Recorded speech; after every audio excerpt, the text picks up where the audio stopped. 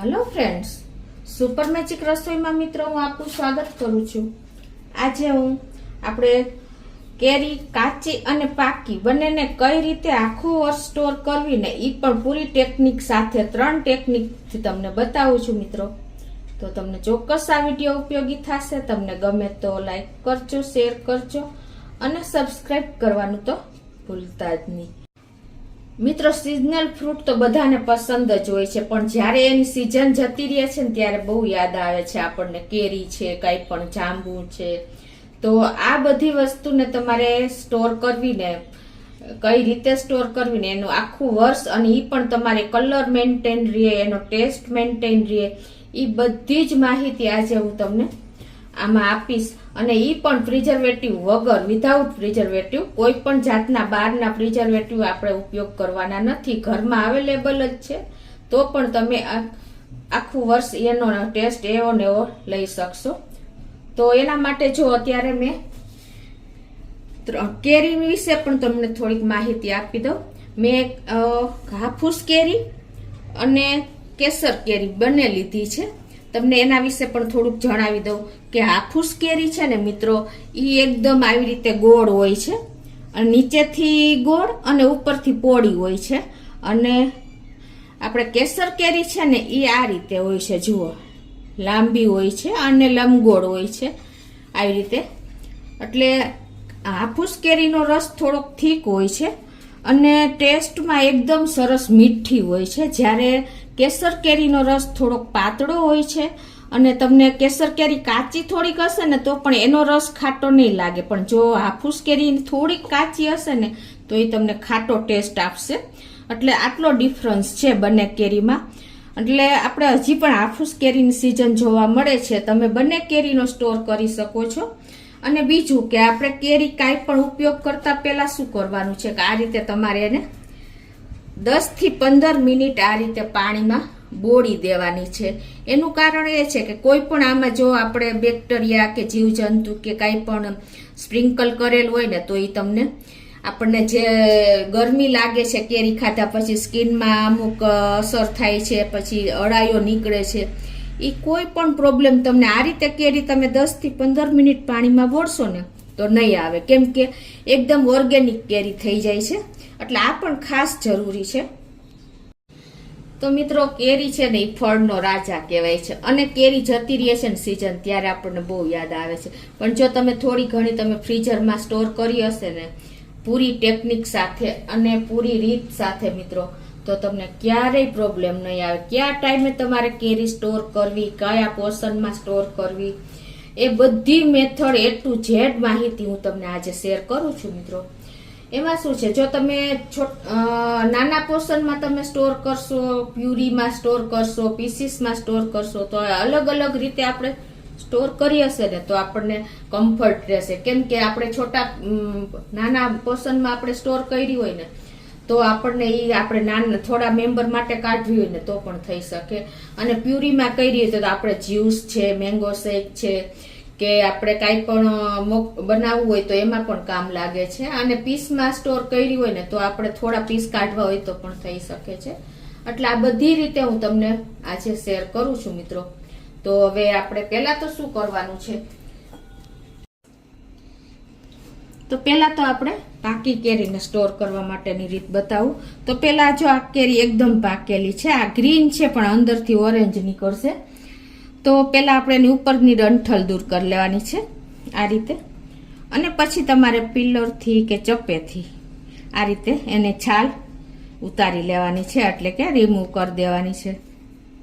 આ રીતે તમે હળવા હાથે ચપ્પેથી છાલ ઉતારશો ને એટલે એકદમ સરસ તમારી છાલ નીકળતી જશે. આ રીતે આપણે બધી કેરીની છાલ ઉતારી લેશું.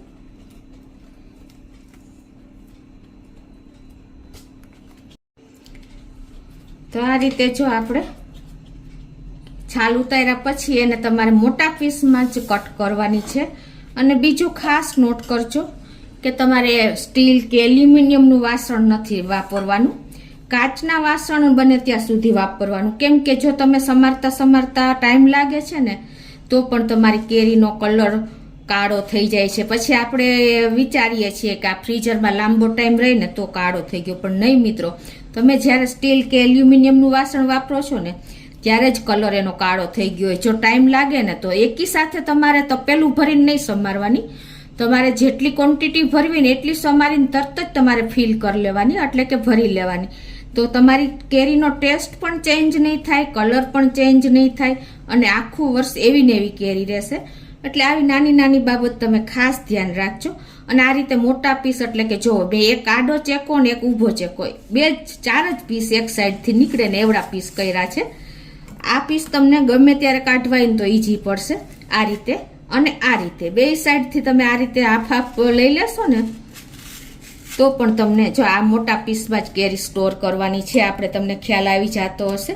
પછી સાઈડમાંથી આ રીતે તમે લઈ શકો છો. એટલે તમારે ટાઈમ પણ નથી લગાડવાનો, તપેલું ભરીને કેરી નથી સમારવાની. અને કેરીની સિઝન મિત્રો તમારે સ્ટોર કરવી હોય ને તો તમારે મેના એન્ડ સુધીમાં સ્ટોર કરી લેવાની છે. કેમ કે જો તમે એન્ડમાં સ્ટોર કરશો ને વરસાદની સિઝન આવી જાય અને પછી તમે સ્ટોર કરશો ને તો તમારી કેરીનો ટેસ્ટ ચેન્જ જ થઈ જશે, નો ડાઉટ મિત્રો એમાં. કેમ કે એન્ડમાં કેરીનો ટેસ્ટ સારો નથી હોતો અને બગડી જાય છે, લૂઝ થઈ ગઈ હોય છે, વરસાદની સિઝનનો અસર થઈ હોય છે. એટલે તમારે આ મે મહિનામાં ખાસ સ્ટોર કરવી હોય ને તો આ ટાઈમે એનો પ્રોપર ટાઈમ પણ હોવો જોઈએ. જુઓ આ રીતે આપણે મોટા પીસમાં સ્ટોર કરી પીસ કરી લીધા છે. એટલે તમારે જો મે મહિનો પરફેક્ટ છે, પરફેક્ટ ટાઈમે તમે સ્ટોર કરશો ને તો કોઈ પ્રોબ્લેમ આખું વર્ષ નહીં આવે. અને અત્યારે ભાવ પણ રીઝનેબલ હોય છે અને ટાઈમ પણ પ્રોપર છે. હવે તમારે આને સ્ટોર કરવા માટે મિત્રો શું કરવાનું છે કે કાચનું કન્ટેનર હોય ને તો બેસ્ટ છે, અને નહીંતર પછી તમે ટપરવેરનું સારી ક્વોલિટીનું કન્ટેનર પણ લઈ શકો છો. અને એ ન હોય ને તો તમે જીપ બેગ આવે છે ને એમાં પણ સ્ટોર કરી શકો છો. અને હવે તમને વિધાઉટ આપણે પ્રિઝર્વેટિવ વગર કઈ રીતે સ્ટોર કરવી ને એ પણ બતાવી દઉં. તો એના માટે શું કરવાનું છે કે આપણે પહેલા જે આ પીસ કર્યા છે ને એ થોડાક નાખી દેશું નીચે આ રીતે.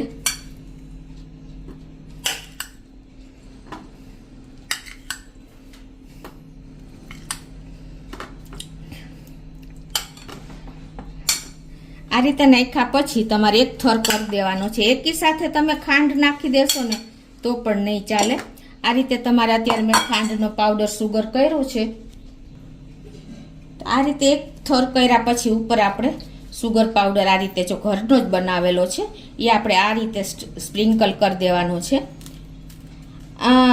આપણે 1 કિલો કેરી હોય ને તો કમસે કમ આપણે 2 ટેબલ સ્પૂન જેટલો જ સુગર પાવડર જોઈએ છે. હવે આ રીતે પાવડર નાખ્યા પછી પાછો એક થર આપણે ઉપર કરી દેવાનો છે.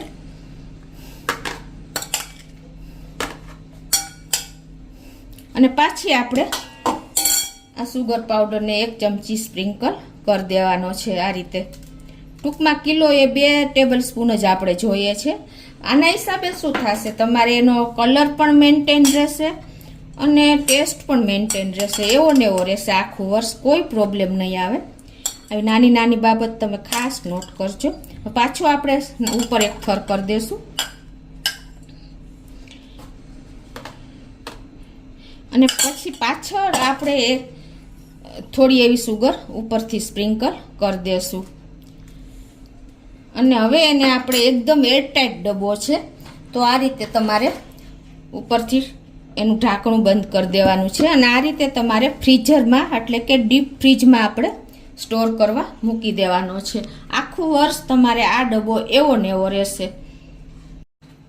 અને હવે આપણે બીજી મેથડ તમને બતાવું છું કે આપણે રસ કાઢવાનો છે એટલે કે પલ્પ કાઢવાનો છે કેરીનો. તો તમે જો હાફૂસનો રસ કાઢશો ને તો એકદમ થીક અને એકદમ મીઠો હોય છે. તો અને હાફૂસ કેરી આપણે લઈએ છીએ ને મિત્રો, જો આ હાફૂસ કેરી છે અને તમને પાયરી કેરી જે આવે છે ને એ પણ બતાવી દઉં. જો આ પાયરી કેરી છે, એનો શેપ ઉપરથી પોળો હશે નીચેથી ગોળ, બંને સરખું જ લાગે છે. પણ જે હાફૂસ કેરી છે ને એ આ રીતે એની ડંઠલ જે નીચેની હોય ને એ એકદમ ધારદાર નથી હોતી. અને પાયરી કેરી જે આવે છે ને એની ડંઠલ જુઓ તમને આમ ઉચકેલી લાગે છે કેસર કેરીની જેમ. જેમ કેસર કેરીની ડંઠલ એટલી મોટી હોય છે ને એ જ રીતે આ પાયરી કેરીની ડંઠલ મોટી હોય છે અને આનો જે આ ભાગ હોય છે ને જો બહાર નીકળેલો હોય છે, તમને ખ્યાલ આવી જતો હશે. હાફૂસમાં એવું નહીં હોય, જો છે ને આ એકદમ ધારદાર ભાગ હોય છે ને વચ્ચે ચીપટો આવી જાય છે. તો આ પાયરી કેરી અને હાફૂસ કેરી રીઝનેબલ ભાવ, આનો કિંમત સાવ ઓછી હોય છે હાફૂસ કેરી કરતાં. એટલે ઘણી વખત આપણે શું થાય છે કે હાફૂસ કેરી લઈએ છીએ ને તો એમાં મિક્સ કરેલી આવી જતી હોય છે, આપણને ખ્યાલ પણ નથી હોતો. એટલે આ રીતે તમે ખાસ એક તમને જાણવા ખાતર મેં બતાવ્યું છે. તો હવે આપણે પલ્પ કાઢવો છે તો આ રીતે તમે કેરીને ઘોરી લેવાની છે, આ રીતે ઉપર હાથ રાખીને ડંઠલ ઉપર, અને આ રીતે આપણે એનો જ્યુસ પલ્પ કાઢી લેશું. કેમ કે આ રીતે તમે જ્યુસ કાઢશો ને, પલ્પ એનો કેરીનો રસ કાઢશો ને, તો એ રસ આખું વર્ષ એવો ને એવો રહેશે. અને જો આપણે બ્લેન્ડર મારીએ છીએ ને તો બ્લેન્ડરની ગરમી લાગે છે, એને હિસાબે પણ ઘણી વખત આપણે રસનો કલર કાળો થઈ જાય છે, એનો ટેસ્ટ બદલી જાય છે. એટલે તમારે રસના ફોર્મમાં ભરવી હોય ને તો આ રીતે તમારે ભરવાની, ઘોરીને કેરીને. કેમ કે આને કોઈ જાતનું કાંઈ ટચ નથી થતું, ઓરિજિનલ આપણો રસ નીકળશે. આ રીતે જો એકદમ સોફ્ટ થઈ ગઈ છે. આપણે ઉપર આ રીતે જો ઉપરનો આપણે આંગળો શું કામ રાખી છે કે આપણે ડંઠલ છે ને એ છૂટી ના પડી જાય, અને કેરી પણ સરસ આપણે આ રીતે સોફ્ટ થઈ જાય. હવે તમારે આ રીતે એકદમ સોફ્ટ થઈ ગઈ છે, જો ખ્યાલ આવી જતો હશે. હવે તમારા ડંઠલ દૂર કરીને આ રીતે જ રસ કાઢી લેવાનો છે. જો મિત્રો કેરી ગ્રીન છે, જો એકદમ ગ્રીન છે, અને રસ જો એનો એકદમ ઓરેન્જ નીકળો, ખ્યાલ આવી જાય છે તમને. આ રસ મિત્રો ઓરિજિનલ રસ કહેવાય. આ રસ ક્યારેય બગડશે નહીં, તમારો પલ્પ આખું વર્ષ ટેસ્ટમાં એવો ને એવો રહેશે. પહેલાં આપણે આ જ રીતે કેરી ખાતા, આના હિસાબે શું થશે, તમને કેરીનો ઓરિજિનલ બધા ગુણ મળી રહેશે. તમે ચપ્પુ અડાડો, બ્લેન્ડર મારો ને એમાં એના તત્વ બધા નાશ થઈ જાય છે. આપણા વડવાઓ આ રીતે જ કેરી ઘોરીને ખાતા. આ રીતે જો આપણે હાથેથી ને કાંઈ પણ ચપ્પુ કે અડાડ્યા વગર ઘોરી અને રસ કાઢી લીધો છે. એકદમ જો કેટલો બધો સરસ રસ નીકળો છે. હવે મિત્રો આપણે શું કરવાનું છે કે આમાં આપણે પ્રિઝર્વેટિવ તરીકે તમે એક લીંબુનો રસ પણ નાખી શકો છો. એક લીંબુ એટલે 1 ચમચી રસ નાખી શકો છો, અને 1 ચમચી ખાંડ નાખી દેવાની છે, દળેલી સુગર. આ રીતે એટલે શું થશે કે તમારે કલર અને ટેસ્ટ બંને મેન્ટેન રહેશે. આ આપણે ઘરનું જ પ્રિઝર્વેટિવ કહેવાય. આ રીતે તમે કરશો ને તો તમારે કોઈ ટેસ્ટમાં આખું વર્ષ એવો ને એવો ટેસ્ટ રહેશે, કોઈ ફેરફાર નહીં થાય. ઘણા લોકો એમ કહેતા હોય છે કે લીંબુ નાખવાથી ટેસ્ટમાં ચેન્જ નહીં આવે, પણ નહીં, બિલકુલ તમને ખ્યાલ પણ નહીં આવે. હવે તમારે આને શું કરવાનું છે, આ રીતે કાચનું કન્ટેનર હોય તો બેસ્ટ છે, અને એરટાઇટ કન્ટેનર આવું ટપરવેરનું હોય ને તો પણ ચાલે. આ રીતે તમારે ભરી દેવાનું છે રસ.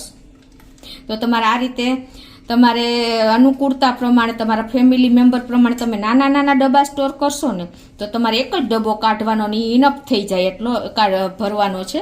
એટલે આ રીતે તમારે હંમેશા મોટું કરતાં આવી રીતે નાના નાના વેસલમાં તમારે ફ્રીઝર કરવાનું છે રસ કે પીસ કાંઈ પણ. તો હવે આટલું કર્યા પછી તમારે મેં આ તમને પાવડર સુગર અને લીંબુનું તો કીધું જ તમને. એ સિવાય તમારે અત્યારે હું તમને આપણે જ્યાં કેરીના ગોટલા નીકળ્યા હોય ને એને તમારે આ રીતે આમાં ડીપ કરી દેવાના છે. આ પણ પ્રિઝર્વેટિવનું જ કામ કરે છે. તમારે કોઈ સુગરની જરૂર નહીં પડે કે નહીં તમારે લીંબુના રસની જરૂર પડે. આના હિસાબે શું થશે કે તમારા રસનો ટેસ્ટ અને કલર બંને જળવાઈ રહેશે, અને આખું વર્ષ તમારે આવો ને આવો ટેસ્ટ રહેશે. અને તમે ડીપ ફ્રીઝરમાં આ રીતે તમારે એરટાઇટ લીડ બંધ કરી અને રાખી દેવાનું છે. હવે આપણે કાચી કેરી એટલે કે રો મેંગોને પણ તમે સ્ટોર કરી શકો છો આખું વર્ષ.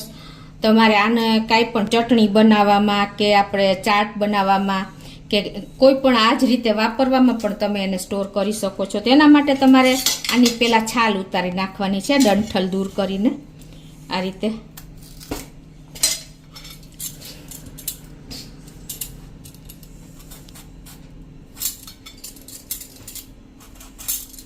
રીતે આપણે એને છાલ ઉતારી લઈશું. આપણે કેરીની છાલ ઉતારી લીધી છે, અને હવે તમારે કોઈ પણ શેપમાં કટ કરવાનું છે. અત્યારે હું ચિપ્સમાં કટ કરું છું, લાંબી ચિપ્સમાં. આ રીતે જો આપણે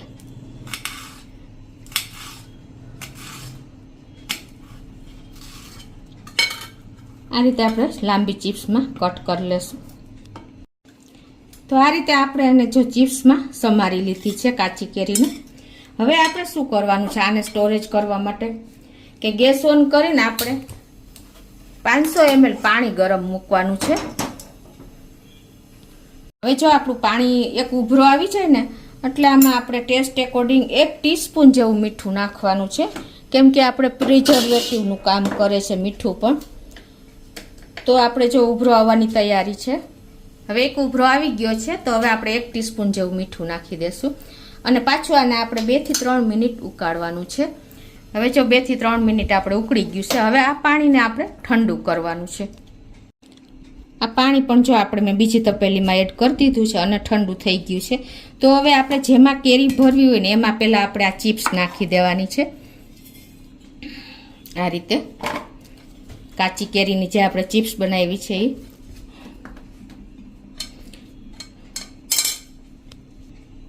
અને હવે આપણે જ્યાં મીઠાવાળું ઉકાળેલું પાણી છે ને એ આપણે આમાં એડ કરી દેવાનું છે. આવી રીતે તમે જો કાચી કેરીને સ્ટોરેજ કરશો ને તો આખું વર્ષ તમારે કેરી ડૂબી રહેવી જોઈએ, એવી ને એવી રહેશે. ડીપ ફ્રીજમાં આને સ્ટોર કરવાની છે,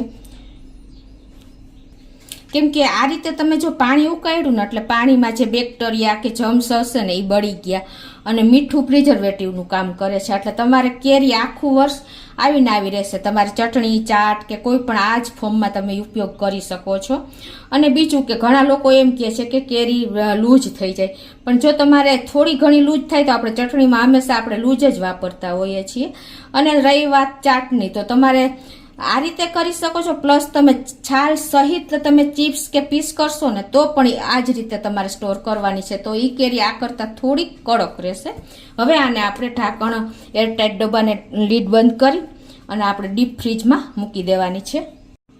હવે મિત્રો આપણે શું થાય છે કે જો મેં તમને ક્યુબમાં બતાવ્યું, પછી પલ્પમાં બતાવ્યું, અને હવે તમે આપણે થોડા મેમ્બર હોય, ઘણી વખત જ્યુસ કરવો હોય, ઘણી વખત શેક કરવો હોય, તો તમારે આખો ડબ્બો ખોલવો હોય, ખોલી તો આપણે કલર ને ટેસ્ટ બંને ચેન્જ થઈ જાય છે થોડી વાર બહાર રહીએ તો એના માટે તમારે આવી રીતે આઈસ ટ્રે કે આપણે જે આવે છે ને ચોકલેટના મોલ્ડ, એમાં પણ તમે રસ સ્ટોર કરી શકો છો. તો તમારે ગમે ત્યારે 1 ક્યુબ કાઢવું હોય ને તો તમે લઈ શકો છો. આ પણ તમને કમ્ફર્ટ રહેશે. તો એના માટે જો તમારે આ રીતે પ્લેટ લઈ લેવાની છે અને મેં આ કેરીનો પલ્પ કાઢી લીધો છે અને એને આ રીતે આપણે સ્ટોર કરી દેશું.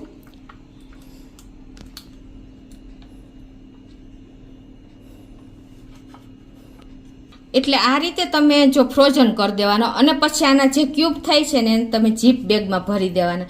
એટલે એની ટાઈમ તમે 1 ક્યુબ કે 2 ક્યુબ જોતા હોય ને તો તમે કાઢી શકો છો અને તમારે કમ્ફર્ટ રહેશે. તો આને હવે આપણે ડીપ ફ્રીજમાં રાખી દેશું. તો મિત્રો આજે મેં તમને કાચી અને પાકી બંને કેરી કઈ રીતે સ્ટોર કરવી, કયા ટાઈમે સ્ટોર કરવી, કયા ફોર્મમાં સ્ટોર કરવી અને પ્રિઝર્વેટિવ વગર સ્ટોર કરવાની રીત તમારી સાથે શેર કરી છે મિત્રો. તો આ પ્રોપર ટાઈમ છે. અત્યારે તમે રિઝનેબલ પ્રાઇસમાં આપણને કેરી મળે છે અને ટાઈમ પણ આ મે મહિનો યોગ્ય છે. તો તમે આ ટાઈમે ચોક્કસ આ રીતે કેરી સ્ટોર કરજો. અને તમને મારો વિડીયો ગમે તો લાઈક કરજો, શેર કરજો અને સબસ્ક્રાઈબ કરવાનું તો ભૂલતા જ નહીં.